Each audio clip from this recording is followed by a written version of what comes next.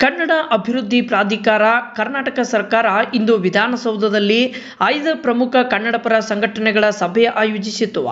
ಆಡಳಿತದಲ್ಲಿ ಕನ್ನಡ ಅನುಷ್ಠಾನ ಮತ್ತು ಕನ್ನಡದ ಭವಿಷ್ಯದ ಸಮಸ್ಯೆಗಳ ಕುರಿತು ಈ ವೇಳೆ ವಿಸ್ತೃತವಾಗಿ ಚರ್ಚಿಸಲಾಯಿತು.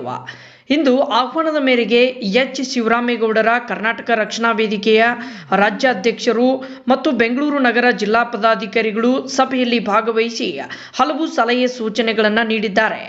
ಸಭೆಯಲ್ಲಿ ಪ್ರಾಧಿಕಾರದ ಅಧ್ಯಕ್ಷರಾದ ಪುರುಷೋತ್ತಮ್ ಬಿಳಿಮಲೆ, ಪ್ರಧಾನ ಕಾರ್ಯದರ್ಶಿ ಸಂತೋಷ್ ಹಾನಗಲ್, ಸಾರಾ ಗೋವಿಂದು ಸೇರಿ ಮತ್ತಿತರ ಪ್ರಮುಖರು ಭಾಗವಹಿಸಿದ್ದರು.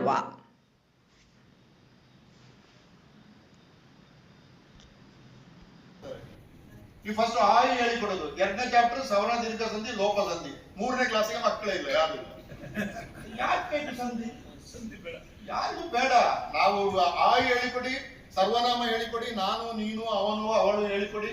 ಆಮೇಲೆ ವರ್ಡ್ಲೆಸ್ ಸೆಂಟೆನ್ಸ್ ಇದೆ ನಮಗೆ, ಅದು ಗೋಡೆ, ಇದು ಚಿತ್ರ, ಇವರು ಗೆಳೆಯರು, ಅವರ ಸ್ನೇಹಿತರು, ಇಷ್ಟೇ 30-40% ಕನ್ನಡ ಬಂದಾಯ್ತು. ಆಮೇಲೆ ಟೆನ್ಸ್ ಹೇಳ್ಕೊಡಿ, ಪಾಸ್ಟ್ ಟೆನ್ಸ್, ಪ್ರೆಸೆಂಟ್ ಟೆನ್ಸ್. ಕನ್ನಡವನ್ನ ನಾವು ಸುಲಭ ಮಾಡಬೇಕು. ಕನ್ನಡವನ್ನು ನಮ್ಮ ಕನ್ನಡ ಮೇಷ್ಟ್ರುಗಳು ಮಾಡ್ತಾರೆ ಕ್ಲಾಸ್ ಅಲ್ಲಿ. ಅವ್ರು ಮಕ್ಕಳಿಗೆ ಕಡಿಮೆ ಮಾರ್ಕ್ ಬಂದಷ್ಟು ಕನ್ನಡದ ಮೇಷ್ಟ್ರುಗಳಿಗೆ ಭಾರಿ ಖುಷಿ.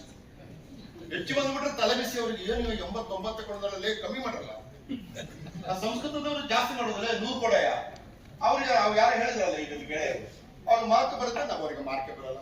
ಅದಕ್ಕೆ ನಾವು ಕನ್ನಡವನ್ನು ಈಸಿ ಮಾಡಿದ್ದೇನೆ. ನಿಮಗೆ ಎಲ್ಲರ ಜೊತೆ ನಾನು ಅದನ್ನ ಹಂಚ್ಕೊಳ್ತೇನೆ ಆ ಕರಿಕ್ಯುಲಮ್ ಅನ್ನ.